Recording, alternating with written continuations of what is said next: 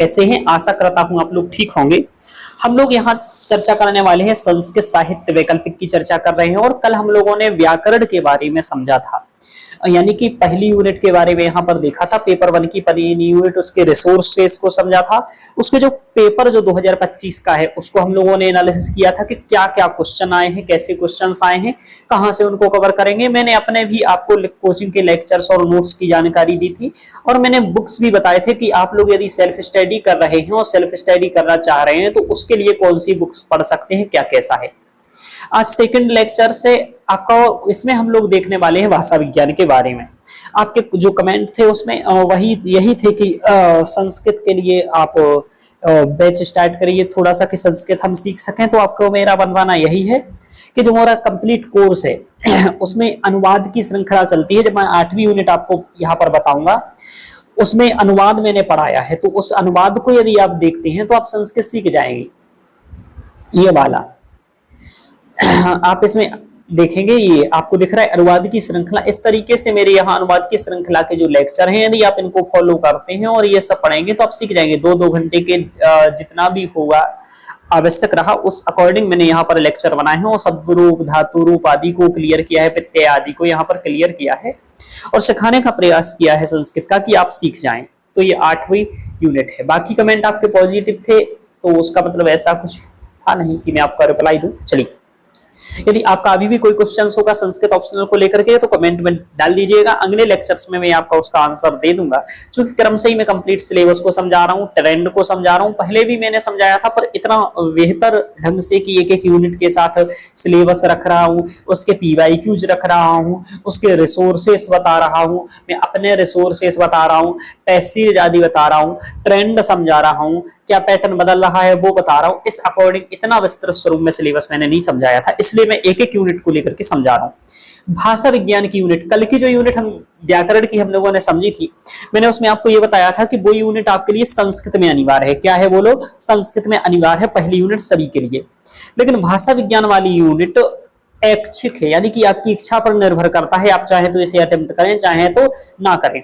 ये आप हिंदी में भी लिख सकते हैं, इंग्लिश में भी लिख सकते हैं, संस्कृत में भी लिख सकते हैं। लेकिन ध्यान रखें कि जब यदि आप हिंदी या इंग्लिश में लिखना चाहेंगे तो आपको प्रवेश पत्र में भाषा को भी हिंदी या इंग्लिश चुनना होगा वहां पर, तो ये ध्यान रखना है। अब देखो इसका सिलेबस क्या है भाषा विज्ञान की यूनिट का और क्यों इसको अटेम्प्ट करना चाहिए, मैं ये बता देता हूं आपको। भाषा विज्ञान का सिलेबस बहुत ही संक्षिप्त है, बहुत ज्यादा है नहीं, लेकिन आपको ये बात ध्यान रखने की जरूरत है कि इसके सिलेबस को कवर करना थोड़ा सा कठिन है और कवर करना पड़ेगा।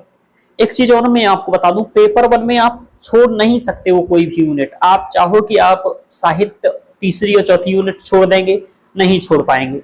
आप सोचें दर्शन, भारतीय दर्शन को आप पढ़ना छोड़ देंगे, नहीं छोड़ पाएंगे। या फिर भाषा विज्ञान को आप छोड़ देंगे, नहीं छोड़ पाएंगे। इसलिए मेरे पहले क्या करता था, पहले सही पेपर आता था कि जिस यूनिट से पढ़ाया उसी से आया, तो ऐसा हो जा रहा था। लेकिन पिछले 2 साल से जो ट्रेंड है मेरा मानने का, वो ट्रेंड ये दिख रहा है कि यदि आप भाषा विज्ञान की यूनिट भी तैयार करते हैं तब भी आपको साहित्य की यूनिट तैयार करनी पड़ेगी, है ना। ऐसा क्यों, मैं आपको अभी बता देता हूं। आप देखिए 2025 का पेपर है यहाँ पर, ठीक है। सेकेंड यूनिट के क्वेश्चन हैं। सेकेंड यूनिट में सिर्फ भाषा विज्ञान लगा है। सबसे पहले तो मुझे सिलेबस समझा देना चाहिए, तो लेकिन फिर भी जो बात बता रहा हूं वो तो कंप्लीट कर ही दूं।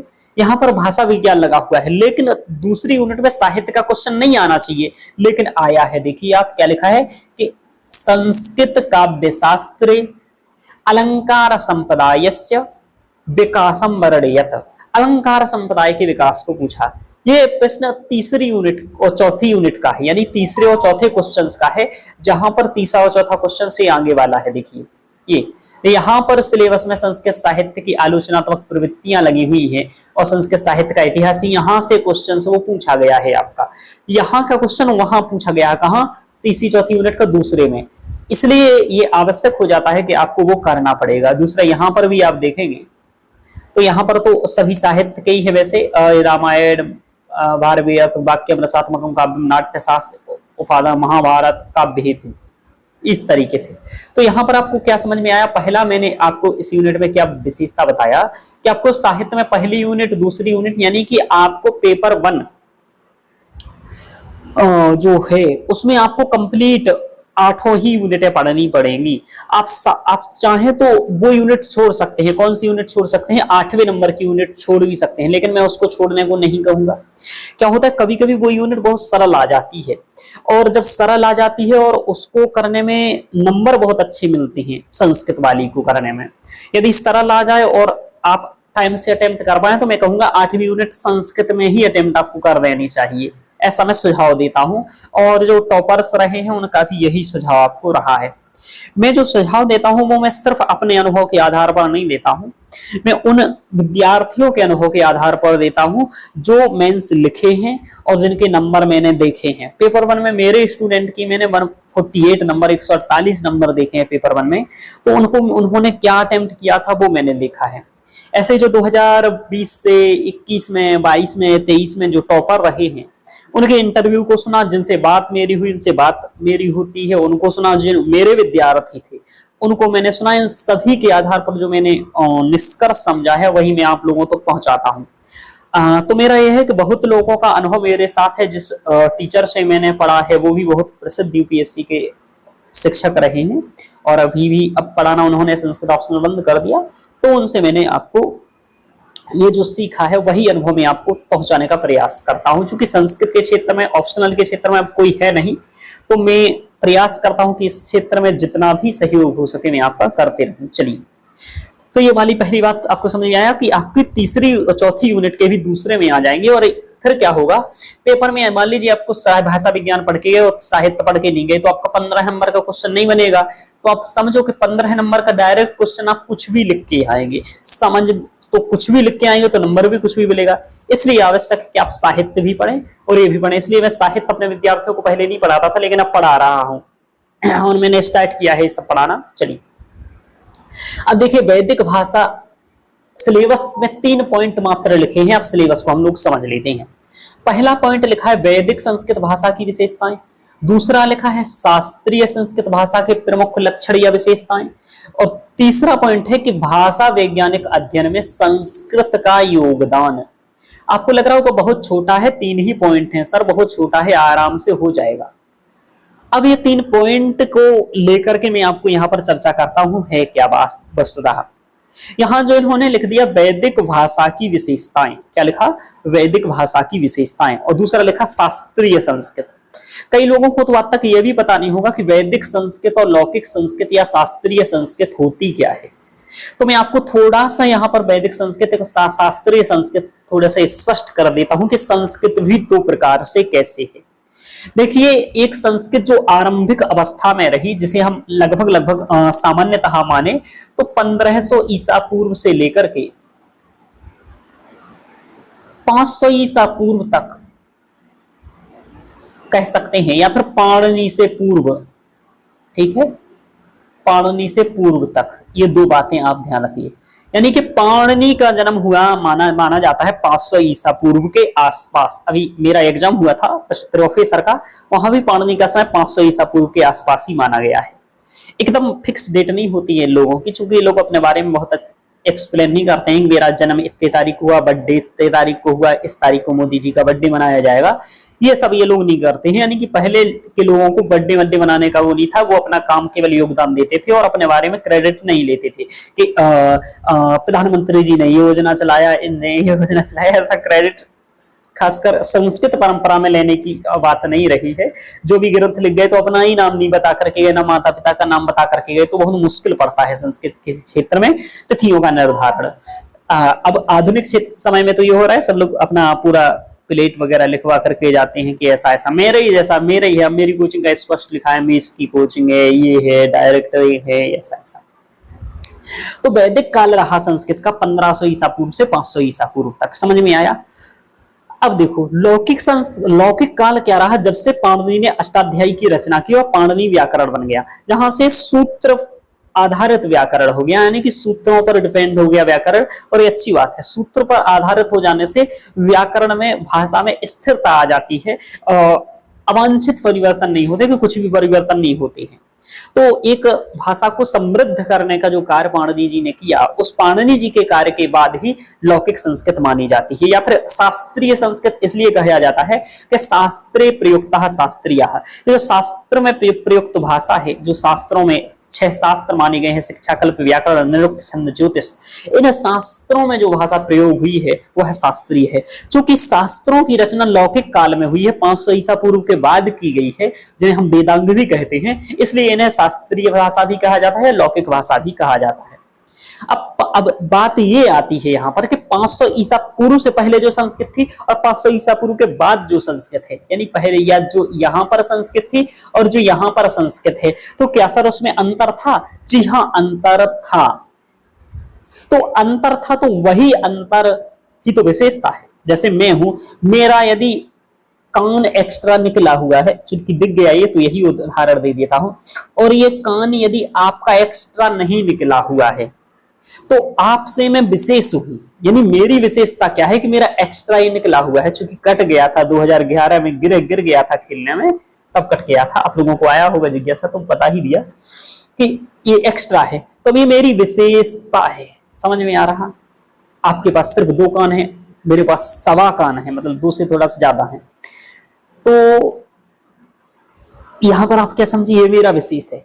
तो विशेष का मतलब ही वो होता है जो शेष से भिन्न हो, यानी कि अन्य जो कुछ भी है, यानी जो लौकिक है उससे भिन्न वैदिक में क्या है, और जो वैदिक में है उससे भिन्न लौकिक में क्या है। यानी कि जो लौकिक मात्र में ही है वह लौकिक की विशेषता है, और जो वैदिक मात्र में है वह वैदिक की विशेषता है। जैसे आप में और मुझ में अंतर क्या है? आंखों के रेटिना का अंतर है। तो जो रेटिना है हमारा, वही क्या है? हमारा विशेष है। जो फिंगरप्रिंट है वही हमारा विशेष है, जो डीएनए है वही हमारा विशेष है। ऐसे ही वैदिक संस्कृत की वो विशेषताएं जो सिर्फ वैदिक में थी, लौकिक में नहीं है, वही उसकी मूल विशेषताएं हैं। जैसे आप देखते हैं वैदिक भाषा में क्या होता था कि इस टाइप की एक ला का प्रयोग होता था, है ना? ला बना रहता है, आपको मैं बना देता हूं ठीक से। आप तो पहले तो ला वर्ड बना लीजिए ऐसा, और फिर उसके नीचे ऐसा ऐसा ही रहता था, है ना? और ये दोनों दो स्वरों के, यानी कि आगे स्वर हो पीछे स्वर हो, तब ये इस टाइप का वर्ड आता था।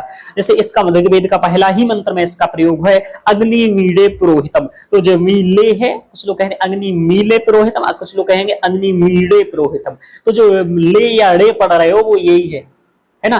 तो ये जो है अग्नि मीड़े पुरोहितम, तो आप यहां पर देख रहे हैं, तो इसका प्रयोग सिर्फ वैदिक में होता था, लौकिक में नहीं होता है। अब मैं उदाहरण देके बता रहा हूं, आपको पेपर में लाइन लिखनी पड़ेगी कि ऋग्वेद के प्रथम सूक्त के प्रथम मंत्र में ही इस विशेषता का वर्णन है कि अग्नि मीड़े पुरोहितम यज्ञस्य देग मित्रजम, है ना? तो इस तरीके से आपको मंत्र देते हुए ऐसे ही उपसर्गों का प्रयोग आगे पीछे बीच में कहीं भी होता था, तो ये भी उसकी विशेषता है। जबकि अब हो गया है उपसर्गा क्रिया योग, क्रिया के योग में ही उपसर्ग का प्रयोग अब होता है यहाँ, जैसे प्रार्थति आदि आदि।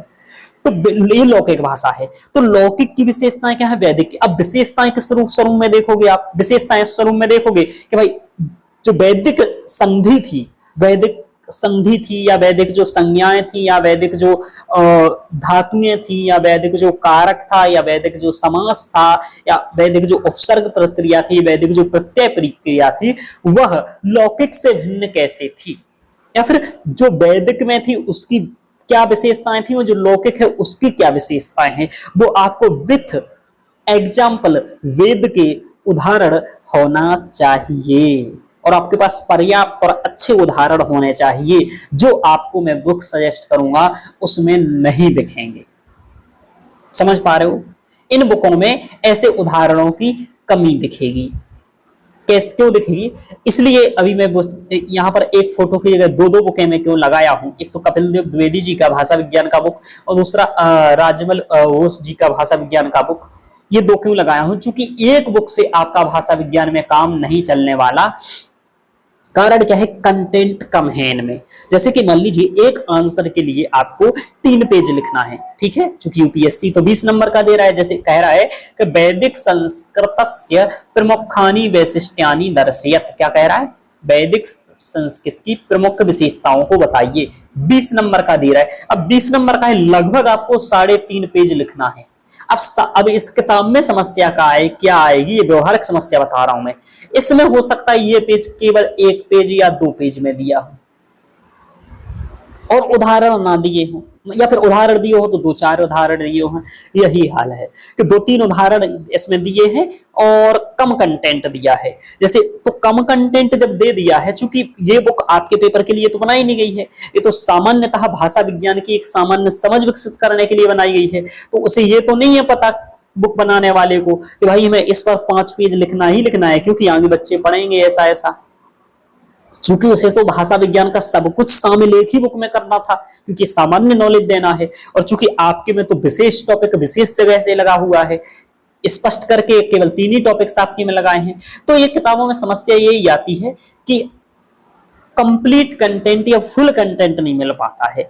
फिर क्या करना पड़ता है, 5-7 बुकें पढ़नी पड़ती, खोजना पड़ता है, या फिर ऐसा करना पड़ता है कि वेद से डायरेक्ट ही उदाहरण लेने पड़ते हैं। जैसे मैंने जो किया, मैंने वैदिक भाग में पढ़ा यूजीसी असिस्टेंट प्रोफेसर आदि के लिए, तो मैंने क्या किया कि वहीं से सूक्त वगैरह मुझे अध्ययन करने थे। अग्नि सूक्त पढ़ा, कभी वरुण सूक्त पढ़ा, कभी कोई सूक्त पढ़ा, तो उन सूक्तों में ही मैंने वैदिक भाषा की जो विशेषताएं पाई हैं, तो उस मंत्र को मैंने वहीं से उठा लिया है और यहाँ पर नोट्स में शामिल किया है। ऐसा मैंने नोट्स में किया है और क्लासों में पढ़ाते समय मैंने पढ़ाया है।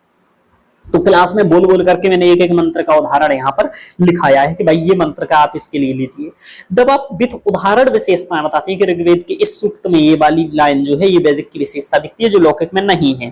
जैसे वहां 5 स्वरों का प्रयोग दिखाई देता है ना, प्रचय और निगात आदि भी होते हैं, यानी उदात्त अनुदात्त स्वरित प्रचय और निगात, जबकि लौकिक में सिर्फ 3 स्वरों का वो उदाहरण दिखाई देता है। ऐसे बहुत सारी बातें हैं तो लौकिक और वैदिक की विशेषताओं में, तो वो आपको समझनी होंगी। तो 2 भाषाओं को आपको समझना है कि वैदिक संस्कृत भाषा की विशेषताएं क्या हैं। अब विशेषताओं को वर्गीकरण कर लें, संधि विशेषताएं, उपसर्ग विशेषताएं, प्रत्यय विशेषताएं, कारक विशेषताएं, समास विशेषताएं, इस वर्गीकरण करके केवल वैदिक भाषा को लेकर के आपके 8 से 10 क्वेश्चन बन जाए। यानी भले आपको ये 1 दिख रहा है पर इसके 10 क्वेश्चन बन सकते हैं। ऐसे ही शास्त्रीय संस्कृत के भी 10 क्वेश्चंस बन सकते हैं। ऐसे ये जो नीचे दिया है इसके भी 7 से 8 क्वेश्चंस, 8 क्वेश्चंस क्यों कहूंगा, 10 ही क्वेश्चंस, 12 क्वेश्चन कहूंगा, क्योंकि अभी आपको मैं 12 तो वैसे भी गिना ही दूंगा। तो 12 क्वेश्चंस यहां से बन सकते हैं, यानी टोटल 30 क्वेश्चंस के आसपास हैं। 30 क्वेश्चंस हैं यहाँ पर, और इन्हीं 30 क्वेश्चंस से हर बार क्वेश्चंस आते हैं। यदि ये 30 क्वेश्चंस या 30 टॉपिक्स आप ठीक से 3 से 4 पेज में कवर कर लेते हैं तो कोई भी क्वेश्चन नहीं छूटता है। और यही काम मैंने आपको अपने नोट्स में करके दिया है। एक ही पीडीएफ में मैंने कंप्लीट नोट्स आपको दे दिया है, भाषा विज्ञान का कंप्लीट नोट्स, और उसमें ये सभी टॉपिक्स कवर कर दिए हैं। अब क्या पढ़ाया है, वही समझाया कि भाषा विज्ञान का परिचय क्या है, भाषा विज्ञान क्या है, वैदिक भाषा की विशेषताएं क्या है, भाषा विज्ञान में संधि की, भाषा विज्ञान में वैदिक भाषा की संधि, सुबंत, तिगंत, उपसर्ग, प्रत्यय, लौकिक, वही सब मैंने बताया। फिर भाषा विज्ञान के योगदान आ गया। योगदान में ये आपको बताना है कि भाषा विज्ञान में संस्कृत वैदिक भाषा का योगदान क्या रहा और लौकिक भाषा का योगदान क्या रहा। जैसे वैदिक भाषा में क्या आया, वेद में क्या भाषा विज्ञान है, वेद के बाद निरुक्त में क्या है, इसके बाद यास्क ने क्या भाषा विज्ञान में योगदान किया है, इसके बाद आप प्रतिशाख्य ग्रंथों का क्या योगदान है, इसके साथ आप देखेंगे यहाँ पर पाणिनि का क्या है, पतंजलि का क्या है, कात्यायन का क्या है। ज्यादा पूछेगा तो भर्तृहरि का तो पूछने लगा भर्तृहरि का क्या है, भट्टोजी दीक्षित का क्या है, नागेश भट्ट जी का क्या है। इस तरीके से वो योगदान भाषा विज्ञान में पूछ लेता है। तो ये भाषा विज्ञान में और भी पूछेगा, कंप्लीट भी पूछा सकता है कि निरुक्त का क्या योगदान है, या फिर निरुक्त का क्या योगदान है, प्रतिशाख का क्या योगदान है। इस तरीके से आपसे योगदान के क्वेश्चंस पूछे जाते हैं। तो ये क्वेश्चंस आपको पिछले 15-20 साल के एनालिसिस करेंगे तो आपको ये सब क्वेश्चंस पता चल जाएंगे। इन सबको देखना है। इसके अलावा भी पूछता है, क्योंकि भाषा में पढ़ोगे क्या, आप भाषा में क्या पढ़ोगे, वर्ण पढ़ोगे, पद पढ़ोगे, ठीक है, बात वर्ड पढ़ोगे, पद पढ़ोगे, ध्वनि पढ़ोगे, तो इन सब के बारे में भी पूछेगा। यानी भाषा, इन सब के बारे में क्या पूछेगा, जैसे आपसे पूछेगा भाषा परिवार का वर्गीकरण। एक बार भाषा परिवार के वर्गीकरण से भी क्वेश्चन पूछा गया है, तो आपको ध्यान रखना है। भाषा परिवार का वर्गीकरण आप देखेंगे तो आकृति मूलक वर्गीकरण क्या है और पारिवारिक व्याकरण क्या है। इसके साथ ध्वनि विज्ञान पूछा जाता है। ध्वनि विज्ञान को लेकर के ध्वनि नियम होते हैं, तो वो ध्वनि नियम भी पूछे जाते हैं। तो एक बार ध्वनि नियम को लेकर के भी क्वेश्चन पूछा गया है। ग्रिम नियम के बारे में क्वेश्चन पूछा गया। ग्रिम, ग्रासमान और बर्नर, ये 3 नियम प्रसिद्ध हैं। तो ग्रिम नियम के बारे में पूछा गया है, तो वो आपको पढ़ना है। साथ में अब यहाँ पर आपसे जो पूछा जाता है वो ये कि ध्वनि विज्ञान क्या है, डायरेक्ट पूछा जा चुका है। रूप विज्ञान क्या है, शब्द विज्ञान क्या है, वाक्य विज्ञान क्या है और अर्थ विज्ञान क्या है। इस तरीके से आपको विज्ञान पूछे जाते हैं। ये है, तो ये क्वेश्चंस हो गए। टोटल मिलाकर के 30 क्वेश्चंस के आसपास है, तो ये आपसे पूछे जाते हैं। सिलेबस को ही मैंने एक्सप्लेन किया है क्वेश्चन के सहित के कैसे पूछे जाते हैं। अब जो मैंने क्वेश्चन बताए हैं उन्हीं में से यहाँ क्वेश्चन आए होंगे। देख, वैदिक संस्कृत भाषा की मुख्य विशेषताएं समझ में आया आपको कि वैदिक संस्कृत भाषा की मुख्य विशेषताओं में आपसे ये पूछा जाएगा। यहाँ पर मैं लिख के नहीं समझा रहा हूँ ज्यादा, जब क्लास वहां पर पढ़ाता हूँ तो आपको शुरुआत की यूनिट में यही सब समझाया। देखिए, भाषा विज्ञान का परिचय, भाषा विज्ञान का परिचय, सिलेबस और पीवाईक्यू। 1 घंटा 38 मिनट में सिर्फ मैंने यही डिस्कशन किया है, पूरा क्वेश्चन सहित बताए होंगे।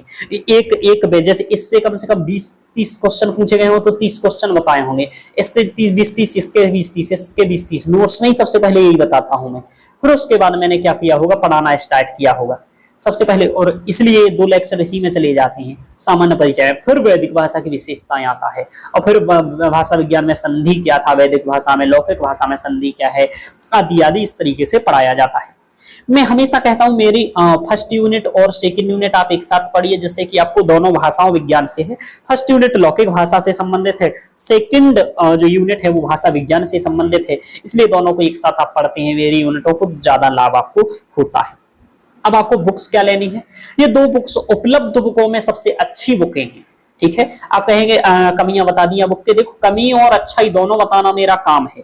बाद में आप खरीद लेते हैं, मुझसे बोलते हैं कि सर मेरा जो आपने कहा था उससे कंप्लीट नहीं हो पा रहा है, इसलिए पहले ही खरीदने से पहले ये बात स्पष्ट कर देता हूं कि भाई ये दोनों बुकों में आपको कंटेंट तो मिल जाएगा, लेकिन और प्रसिद्ध भी बुकें हैं। कपिल देव द्विवेदी जी को बहुत प्रसिद्ध बुक है, सभी लोग पढ़ते हैं, लेकिन कमी क्या है हमने आपको बता दिया कि कम कंटेंट प्राप्त होता है इनमें। इसलिए मैंने 2 बुक्स बता दी कि आप दोनों बुक्स से देखेंगे तो काफी हद तक आपकी सहायता इससे हो जाएगी, पढ़ पाएंगे। जो व्यक्ति चाहते हैं कि भाई सर मुझे इस तरह से परेशान नहीं होना है, मुझे टाइम से टेस्ट सीरीज भी लगानी है, टेस्ट भी यूनिट वाइज लिखना है, मॉडल आंसर भी टॉपर के लिखना है और कॉपी चेक कॉपी भी देखना, आपके मुझे नोट्स भी चाहिए और साथ में आपके मुझे लेक्चर से समझना भी है भाषा विज्ञान की एक एक चीजों को, तो फिर आप मेरे बैच की ओर गमन कर सकते हैं और परेशान नहीं हो सकते। मैंने पढ़ाया क्या है, तो यहाँ स्पष्ट लिखा है कि सामान्य परिचय पहले और दूसरे लेक्चर में, वैदिक भाषा के बारे में तीसरे चौथे लेक्चर में, लौकिक भाषा के बारे में 5वें 6वें लेक्चर में, और योगदान आदि 7 से 9वीं लेक्चर में, यानी 9-10 लेक्चर्स में मैंने कवर कर दिया है भाषा विज्ञान। और मेरा ऐसा ही होता है, मैं एकदम पूरा पॉइंट चलता हूँ, नोट्स बना करके लाता हूँ और वही आपको पढ़ाता हूँ। सिलेबस समझा रहा हूँ इसलिए थोड़ी बातें हो रही, वरना ये बातें भी नहीं होंगी। क्या क्या समझे, क्या जाने अभी तक, वो हम लोग एक बार देख लेते हैं। सिलेबस समझ गए हो। वैदिक संस्कृत भाषा की विशेषताएं से कैसे क्वेश्चंस बनेंगे, शास्त्रीय संस्कृत या लौकिक संस्कृत क्या होता है समझ गए। पाणिनि के बाद का जो संस्कृत है, 500 ईसा पूर्व के बाद का जो संस्कृत है, शास्त्रों में जो प्रयोग किया गया संस्कृत है वो है शास्त्रीय या लौकिक संस्कृत है। वैदिक संस्कृत वो है जो वेद, ब्राह्मण और आरण्य ग्रंथों में प्रयोग किया गया है। वैदिक साहित्य को 4 भागों में बांटा गया है, वेद, ब्राह्मण ग्रंथ, आरण्य ग्रंथ और उपनिषद ग्रंथ। तो इन ग्रंथों में जो प्रयोग है, यानी कि जो 1500 ईसा पूर्व से लेकर के और जो 500 ईसा पूर्व तक 1000 वर्ष जो संस्कृत चला है, उसी हम वैदिक संस्कृत के कहते हैं। वैदिक साहित्य में प्रयोग संस्कृत कहते हैं। वेदे प्रयोक्ता वैदिका, वेद में जो प्रयोग थे उसे ही हम वैदिक संस्कृत कहते हैं, ध्यान रखिएगा। ये हो गया। अब हुआ क्या है, बात ये है कि वैदिक संस्कृत जो थी वो उतनी अधिक परिष्कृत नहीं थी, ठीक है, उतना उस पर विचार नहीं किया गया था, उतना मंथन चिंतन नहीं किया गया था, उतनी नियमबद्ध नहीं थी जितनी नियमबद्ध विचार विमर्श मंथन आदि लौकिक संस्कृत पर किया गया है। और पाणिनि, पतंजलि, कात्यायन के ये तो 3 ही नाम आप सुन रहे हो, बहुत सारे नाम हैं, है ना। भर्तृहरि, द्विजेंद्र व्याकरण, देवानंदी, शाक्टायन, बहुत सारे विद्वान हैं संस्कृत के क्षेत्र में जिन्होंने भाषा पर काम किया है, रेगुलर काम किया है। प्रत्येक शताब्दी में 10-12 लोग हैं जिन्होंने काम किया, तो बहुत लोग हैं भाषा पर काम करने वाले। अभी भी काम बहुत ज्यादा हो रहा है भाषा विज्ञान पर, तो ये सब है, लेकिन इतना आपके लिए आवश्यक नहीं है। कुछ लोगों को ये बात जो इमोशनली होते हैं उन्हें बुरा लग जाता है कि वेद से अच्छी संस्कृत लौकिक संस्कृत कैसे हो सकती है भाई, ठीक है। तो ये आपको इमोशनली नहीं लेना है, जब आप पढ़ेंगे तो आपको स्वयं समझ में आ जाएगा। आप कहेंगे नहीं वैदिक की तो अपनी विशेषताएं थी, ठीक है, सब चीजों का अपना है, विशेषताएं हैं, महत्व है, लेकिन हमें यथार्थ को तो स्वीकार करना ही पड़ेगा कि हमारी स्थिति क्या है, ठीक है, ध्यान रखिए। तो मैं नेगेटिव उसमें नहीं कह रहा हूं, ये भाषा विज्ञान का उतना परिष्कृत नहीं था, ये पॉजिटिव वे में कह रहा हूं, ठीक है। चलिए, तो वैदिक संस्कृत की प्रमुख विशेषताएं क्या हैं, दर्शियत यानी बताइए। क्वेश्चन देखो कितना सिंपल और डायरेक्ट पूछा इस सिलेबस से। अब आप देखो यहाँ पर लिख रहा है वैदिक संस्कृत की विशेषताएं, और क्वेश्चन भी सिंपल है, वैदिक भाषा की प्रमुख विशेषताएं आप बताइए। 20 नंबर में क्वेश्चन पूछा। आगे देखो पूछा लौकिक संस्कृत भाषा में पद विज्ञान का वैशिष्ट्य क्या है बताइए। देखो पद विज्ञान क्या है, मैंने कहा था ध्वनि विज्ञान, वर्ण विज्ञान, रूप विज्ञान, पद विज्ञान, ये सब पूछा जाएगा। देखो पद विज्ञान यहाँ पर लिखा है, डायरेक्ट यहाँ पर भी लिखा है शब्द विज्ञान। शब्द विज्ञान को ही पद विज्ञान कहा जाता है, ठीक है। शब्द पहले होता है, फिर शब्द से वो पद बन जाता है। जैसे रम धातु है, फिर रम धातु से आप फिर राम शब्द बना है, तो राम एक राम, जैसे राम ये जो नाम है ये राम शब्द है, लेकिन रामः जब हो जाएगा तो ये पद बन गया, ठीक है। तो सुप्तिगंतम पदम सुबंतम तिगंतम च पद संज्ञम स्यात्, सुना होगा आपने, ठीक है। ज्यादा संस्कृत पढ़ी होगी तो आप ये बात सुने होंगे, नहीं सुने होंगे तो पद और शब्द में अंतर क्या होता है, ये व्याकरण पढ़ते पढ़ते आप समझ जाएंगे, या फिर मेरे से व्याकरण पढ़ेंगे तो वहां पर समझ जाएंगे। क्वेश्चंस तो मैंने दे दिया, यदि नहीं समझे हैं तो आप स्वयं पता कर लीजिए थोड़ा सा कि शब्द और पद में क्या अंतर होता है, तो आप समझ जाएंगे। अब देखो ये क्वेश्चन, दो क्वेश्चन यहाँ 2025 के दिख रहे हैं, दोनों सरल आए हैं, डायरेक्ट आप पर बन जाएंगे। अब आपको करना क्या है, यहाँ पर करना क्या है, यहाँ पर तो ध्यान रखिएगा, करना ये है आपको कि आपको प्रॉपर तैयारी के लिए सिलेबस को समझ लेना है, पीवाईक्यूज को समझ लेना है। जब मैं पढ़ाता हूं तो पीवाईक्यू ज्यादा समझाता हूं और उसी अकॉर्डिंग चलता हूं। देखो यहाँ पर लिखा है आधुनिक विज्ञान में योगदान पाणिनि, यास, पतंजलि आदि का, तो ये सब है। अब देखो ये बहुत अच्छा क्वेश्चंस भी है, देखो मात्र 30 क्वेश्चंस हैं, यदि उन्हें ठीक से आप पढ़ लेते हो, 2-4 बार 10 बार रिविजन कर लेते हो, उसी से आना है। कितना सरल है ये क्वेश्चन। कम से कम वैदिक संस्कृत भाषा की प्रमुख विशेषताएं कम से कम पिछले 20 साल में 7 से 8 बार रिपीटेड हो चुका है। और जो पद विज्ञान आया है ये पहली बार नहीं आया है, पद विज्ञान भी पहले ही आ चुका है, तो दोनों क्वेश्चन पुराने ही यानी आ चुके हैं पहले ही। तो इस तरीके से भाषा विज्ञान के सिलेबस के बारे में मैंने समझा। मैंने बताया इसका नोट्स क्या है, बुक्स कौन सी लेनी है, तो भाषा विज्ञान एवं भाषा शास्त्र कपिल देव द्विवेदी जी की एक अच्छी बुक है।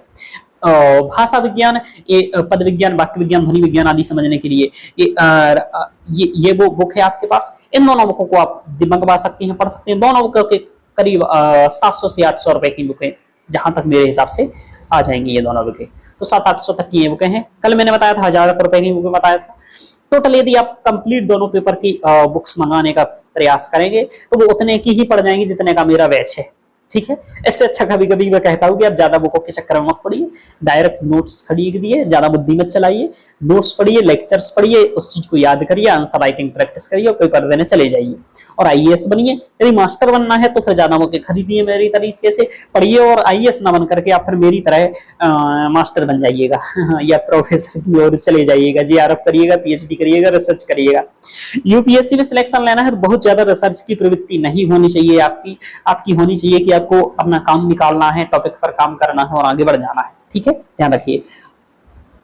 चलिए, तो आज के लेक्चर में इतना ही। आप लोग बताइएगा कि भाषा विज्ञान को लेकर के और क्या बताना चाहते हैं। यदि आप मेरे लेक्चर को बहुत अच्छे से सुने होंगे, बहुत अच्छे से जाने होंगे, तो आपको ये समझ में आ गया होगा क्या क्वेश्चंस बनने हैं, वैदिक भाषा से क्या क्वेश्चन बनेंगे, लौकिक भाषा से क्या क्वेश्चंस बनेंगे, और जितने क्वेश्चंस मैंने बोले हैं मुख से, यदि वो सभी आप एक बार 10 साल 20 साल का पेपर एनालिसिस कर लेंगे तो वो सभी क्वेश्चन आपको समझ में आ जाएंगे कि सर ने ये सब क्वेश्चन लेक्चर में बोले थे। क्योंकि आपको पता नहीं होता है जब तक बहुत अच्छे से, तब तक आप ये बात भी नहीं समझ पाते हैं कि ऐसा भी कुछ था, ठीक है। तो आज के लेक्चर में इतना ही। आपका कोई भी क्वेश्चन हो भाषा विज्ञान को लेकर के, इसी सेकंड यूनिट को लेकर के, तो आप पूछ लीजिएगा। अटेम्प्ट करना है, मैं कहूंगा ये अटेम्प्ट करनी चाहिए। क्यों? क्योंकि बहुत कम सिलेबस है इसका, बहुत अच्छा सिलेबस है। एक बार तैयार करेंगे तो ये यूनिट बहुत अच्छी, नंबर भी अच्छे आते हैं। तो ओके मित्रों, आज के लेक्चर में इतना ही। आप लोग बताइएगा, अपना रिव्यू दीजिएगा, तो फिर अगले यूनिट के बारे में हम लोग इसी तरीके से क्वेश्चन, सिलेबस और बुक्स आदि के साथ चर्चा करेंगे। ओके मित्रों, धन्यवाद।